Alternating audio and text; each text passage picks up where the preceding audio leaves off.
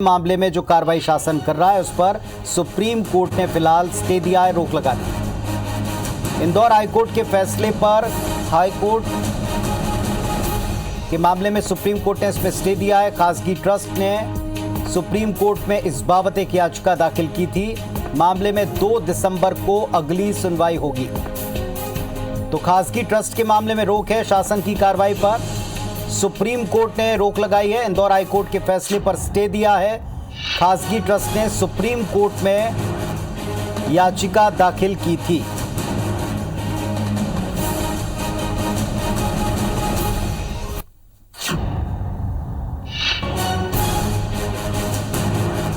तो खासगी ट्रस्ट के खिलाफ 5 अक्टूबर को हाईकोर्ट की इंदौर खंडपीठ ने जो फैसला दिया, सुप्रीम कोर्ट ने फिलहाल उस पर रोक लगा दी है। सभी पक्षों से यथास्थिति बनाए रखने के लिए कहा है।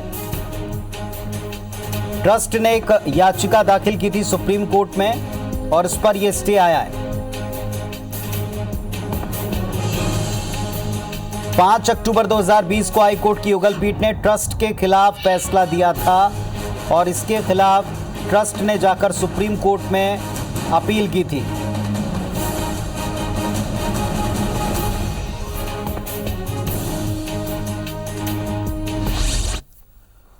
और हमारे सहयोगी दीपक यादव इस वक्त इंदौर से हमारे साथ में जुड़ गए हैं। इंदौर का ये मामला खासगी ट्रस्ट का सुप्रीम कोर्ट तक पहुंचा है। ट्रस्ट के द्वारा जो याचिका लगाई गई, अब इस पर ये स्टे आया है। बताएं पूरा मामला।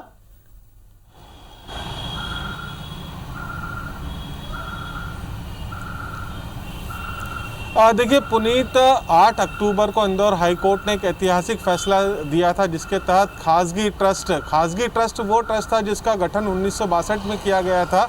जो होलकर स्टेट की पूरे देश भर में जो संपत्तियां हैं उनके रखरखाव के लिए इस खासगी ट्रस्ट का गठन किया गया था। लेकिन खासगी ट्रस्ट के कर्ता धर्ताओं ने जो है संपत्तियां हैं उनको औने पौने दाम पर बेचना शुरू कर दिया था और इसी तरीके से देहरादून में कुर्शावत घाट को लेकर यह फैसला सुनाया गया था जिसे इस घाट को बेचा गया था। जिसके बाद हाईकोर्ट में ये याचिका लगी हुई थी और इंदौर हाईकोर्ट ने डिसीजन दिया था कि कुर्शावत घाट ही नहीं बल्कि खासगी ट्रस्ट की जो अकूत संपत्ति है पूरे देश भर में, जिसमें कि कई मंदिर, घाट और धर्मशालाएं हैं और जो ज़मीनें हैं उन सभी का अधिग्रहण राज्य सरकार करे। इस फैसले के बाद लगातार मध्य प्रदेश सरकार की तरफ से पूरे देश भर में कार्रवाइयाँ की जा रही थी। मध्य प्रदेश अकेले की मैं बात करूं तो इंदौर में 1448 मंदिरों को चिन्हित किया गया था जिनको सरकार द्वारा अधिग्रहित किया जाना था। इसके अलावा खरगोन जिले के महेश्वर में 102 संपत्तियां थी जिसको राज्य शासन के द्वारा अधिग्रहित किया गया। ओमकारेश्वर में 12 से ज़्यादा संपत्तियां हैं। इसके अलावा नीमच जिले में मनासा और कुकड़ेश्वर तहसील में हजारों एकड़ ज़मीन है जो कि खासगी ट्रस्ट के पास थी और मध्य प्रदेश सरकार के द्वारा इन सभी ज़मीनों का अधिग्रहण किया जा रहा था। लेकिन आज चूँकि खासगी ट्रस्ट जो है पूरे मामले को लेकर सुप्रीम कोर्ट पहुँचा हुआ था और सुप्रीम कोर्ट ने खासगी ट्रस्ट को एक काफ़ी बड़ी राहत दी है। इस राहत के तहत जो इंदौर हाई कोर्ट का फैसला था उसके ऊपर स्टे लगा दिया है, जिसके तहत जो राज्य शासन के द्वारा कार्रवाइयाँ की जा रही थी उन सभी कार्रवाइयों पर, अधिग्रहण की कार्रवाइयों पर फिलहाल रोक लगा दी गई है और ये जो पूरा मामला है उसकी सुनवाई अब 2 दिसंबर को होगी। हालांकि सुप्रीम कोर्ट ने ये कहा है कि सुप्रीम कोर्ट इस बात को तय करेगा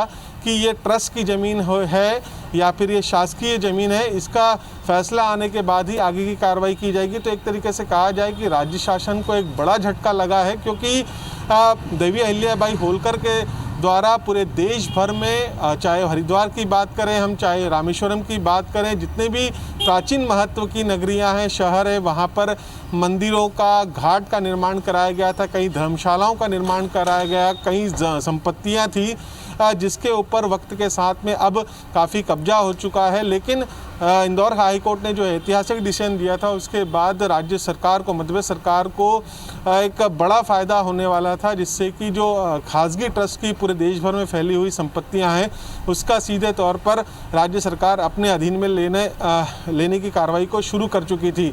इसके अलावा मुख्यमंत्री शिवराज सिंह चौहान ने हाईकोर्ट के निर्देश के बाद 2 अलग अलग कमेटियों का गठन किया था जिसमें कि राजस्व विभाग की तरफ तरफ से जो खासगी ट्रस्ट की संपत्तियां हैं उनका अधिग्रहण तो किया जा रहा था। इसके अलावा ईओडब्ल्यू की एक टीम भी बनाई गई थी जो कि दोषियों के खिलाफ कार्रवाई कर रही थी, जो जांच कर रही थी कि किन किन के द्वारा जो खासगी ट्रस्ट की संपत्तियां हैं उनको औने पौने दाम पर बेचा गया, जिसमें अधिकारियों की संलिप्तता की भी बात सामने आ रही थी। और खासगी ट्रस्ट के इतिहास की हम बात करें तो 1732 में जो पेशवा थे उनके द्वारा इस खासगी दौलत जागीर ट्रस्ट का निर्माण किया गया था, जिसमें कि दान धर्म के लिए और राज्य परिवार को चलाने के लिए खासगी ट्रस्ट का गठन किया गया था, जिसमें जो पेशवा जो धन अर्जित करती थे उसका 10% उस खासगी ट्रस्ट में रखा जाता था। और देवी अहिल्याबाई होलकर जो कि यहाँ के state Holkar state Malwa state के जो हेड थे होलकर स्टेट, उनके द्वारा इस ट्रस्ट के माध्यम से पूरे देश भर में कई धार्मिक कार्य किए गए, मंदिरों का निर्माण किया गया, ज़मीनें ली गई मंदिरों के लिए, मठ मंदिर बनाए गए। और जब देश आज़ाद हुआ और रियासतों का विलय हुआ तो 1962 में होलकर स्टेट की तमाम संपत्तियों को रख रखाव के लिए खासगी ट्रस्ट बनाया गया था, जिसके अध्यक्ष देवी अहिल्याबाई होलकर की वारिस उषा राजे को बनाया गया था। फिलहाल ट्रस्ट के लिए राहत भरी बात है और राज्य सरकार के लिए एक झटका है कि जिस तरीके से कार्रवाइयाँ चल रही थी, संपत्तियाँ अर्जित की जा रही थी, फिलहाल उन पर सुप्रीम कोर्ट ने रोक लगा दी है। चलिए अब देखना होगा कि 2 दिसंबर को किस तरह से ये मामला आगे बढ़ता है या इसमें सुनवाई क्या आगे रूप लेती है। फिलहाल शुक्रिया आपका इस पूरी जानकारी के लिए।